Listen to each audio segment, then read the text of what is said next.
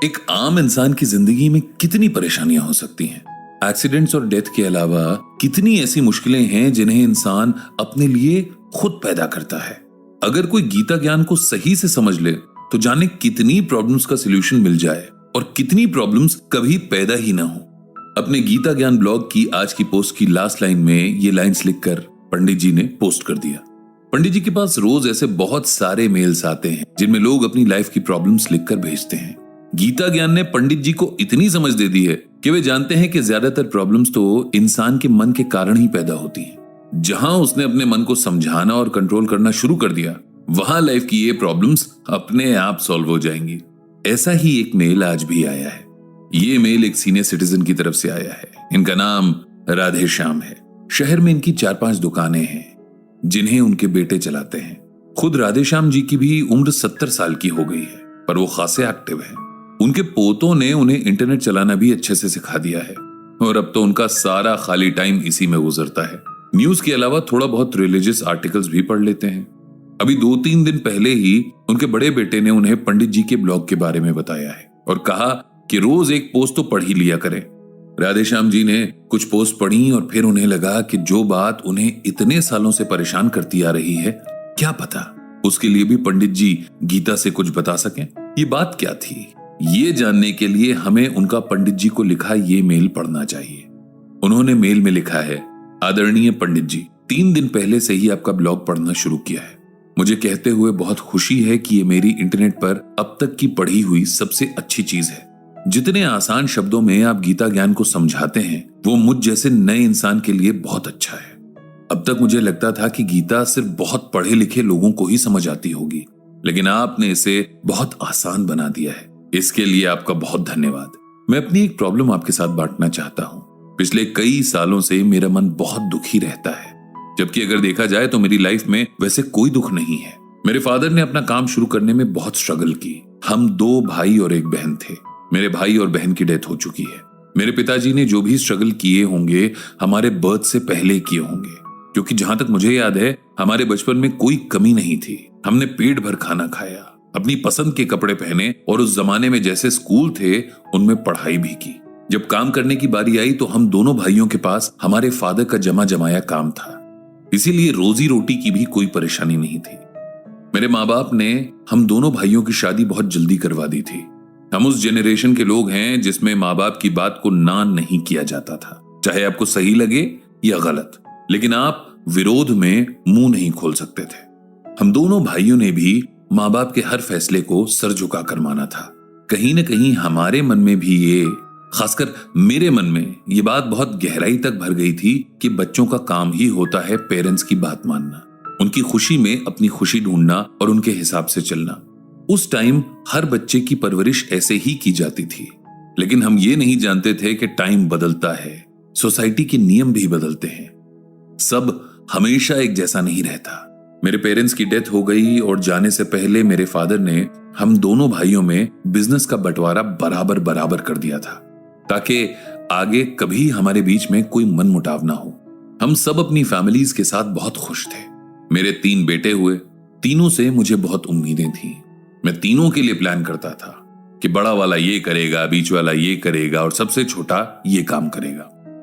मैं हमेशा उनके लिए सपने देखता, उनके अच्छे फ्यूचर के लिए खूब मेहनत करता। यहीं से मेरे दुख की शुरुआत हुई। मेरे तीनों बेटे मेरे सपनों के बिल्कुल उल्टे ही निकले। मैं उनसे जो चाहता था उसका बिल्कुल उल्टा करते थे। उनसे जितना मेरी उम्मीदें टूटी उतना ही मेरा दुख बढ़ता गया। मैं चाहता कि मेरे बच्चे पढ़ाई लिखाई में बहुत अच्छा करें और अब इस खानदानी काम से आगे बढ़ें, लेकिन तीनों का ही मन पढ़ने में बिल्कुल नहीं लगता था। मैं जितना उनके ऊपर प्रेशर डालता उतना वो मुझे जिद दिखाते। मेरी वाइफ ने पहले बच्चों को और फिर मुझे बहुत समझाया। बच्चों को उसने समझाया कि पढ़ाई पर ध्यान दें और मुझे समझाया कि अगर बच्चे इतना समझाने, डांटने, डपटने के बाद भी पढ़ाई पर ध्यान नहीं दे रहे तो हमें उन्हें बहुत प्रेशराइज नहीं करना चाहिए। फिर मैंने अपने दिल पर पत्थर रखकर अपने बच्चों को पढ़ाई के लिए टोकना बंद कर दिया। किसी तरह तीनों ने हाई स्कूल पास कर लिया और जैसे जैसे स्कूल छोड़ते गए दुकानों पर बैठते गए। इस तरह एक दुख हमेशा के लिए मेरे साथ लग गया कि मेरे बच्चे अपनी जिंदगी में कुछ बड़ा काम नहीं कर पाए। फिर बात उनकी शादियों की आई। मेरे बड़े बेटे ने बहुत जिद करके अपनी पसंद की एक लड़की से शादी कर ली, जबकि मैंने उसके लिए बहुत पहले से ही अपने दोस्त की बेटी पसंद कर रखी थी। यहां भी मेरी औलाद ने मेरा दिल ही दुखाया। फिर मेरे दोनों छोटे बेटों ने शादी तो अरेंज की, लेकिन उन दोनों की अपनी पत्नियों से नहीं बनती। हर दिन घर में कलेश मचा होता है। बिजनेस में भी वो लोग अपनी चलाते हैं। मैं जिन कामों के लिए मना करता हूं वही करते हैं, जिससे मुझे गुस्सा और दुख दोनों होते हैं। मेरी वाइफ की डेथ बहुत पहले हो चुकी है और अब मेरे पास ऐसा कोई नहीं जिससे मैं अपना दुख बांट सकूं। मेरे तीनों बेटों के अपने परिवार हैं, उनके अपने बहुत काम होते हैं। एक मेरे ही पास कुछ करने को नहीं है। टाइम पास करने के लिए दुकान पर बैठता हूं, लेकिन मेरे बेटे वहां भी अब मेरी बात नहीं सुनते, इसीलिए मुझे वहां भी अच्छा नहीं लगता। घर पे मेरे मन का हाल पूछने वाला कोई नहीं है। एकदम अकेला पड़ गया हूं। दिखावे के लिए मेरे पास सब कुछ है, लेकिन असल में कुछ भी नहीं। आप मुझे गीता ज्ञान से कुछ ऐसा बताइए कि मेरे मन को चैन मिले।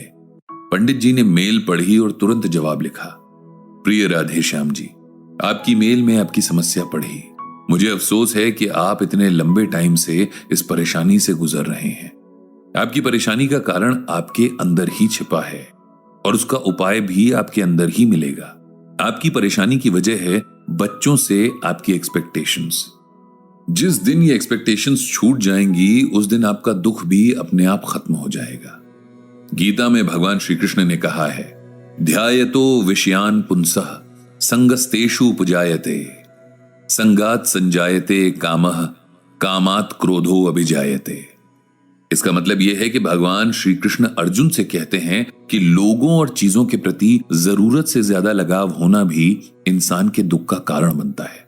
इसीलिए हमें चाहिए कि हम खुद को हर तरह के लगाव से दूर रखें, क्योंकि लगाव से हर पल एक इच्छा जन्म लेती है, जिसकी पूर्ति ना होने पर इंसान को दुख होता है, गुस्सा आता है।